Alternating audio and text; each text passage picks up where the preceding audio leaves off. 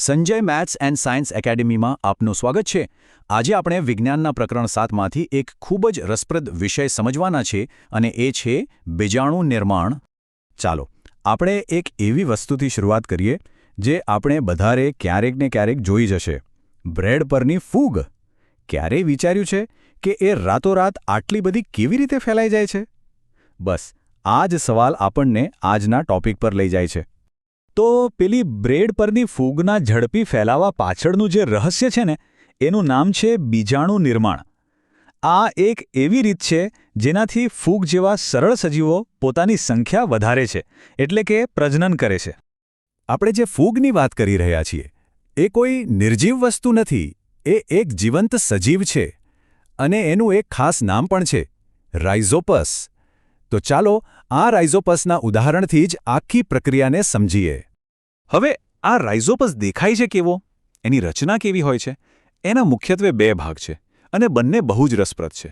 જો પહેલો ભાગ છે તંતુઓ, એ છે ને એકદમ જાળીની જેમ ફેલાઈને બ્રેડમાંથી પોતાનો ખોરાક શોષવાનું કામ કરે છે। અને જે બીજો ભાગ છે, જે ઉપર દાંડી જેવો દેખાય છે, એની ટોચ પર એક ગોળ રચના છે જેને કહેવાય બીજાણુધાની। અને સાચું કહું તો આ જ આખી રમતનો હીરો છે।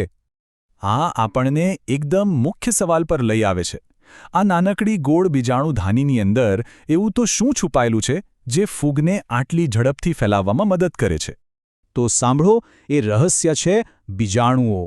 તમે એને સુપર પ્રોટેક્ટેડ બીજ પણ કહી શકો, જે ગમે તેવી પરિસ્થિતિમાં ટકી રહેવા માટે બનેલા છે।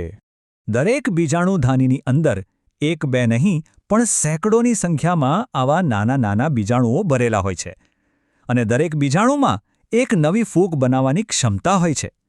જરા વિચારો તો આ બીજાણુઓની સુપરપાવર શું છે? એમની ફરતે આવેલી એક જાડી રક્ષણાત્મક દિવાલ।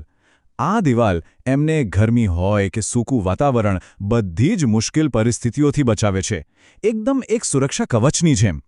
સારું, તો આપણી પાસે આ મજબૂત બીજાણુઓ તો છે, પણ એમાંથી એક નવો સજીવ, એક નવી ફૂગ જન્મે છે કેવી રીતે?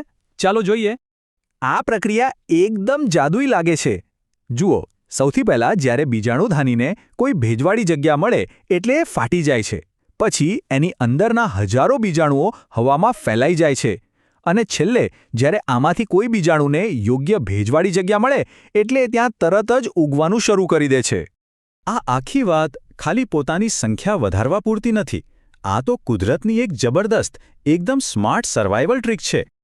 તમે એને એમ સમજી શકો કે આ સજીવો પોતાના જેવા જ નાના નાના પણ ખૂબ જ મજબૂત સર્વાઇવલ પેકેજ તૈયાર કરે છે।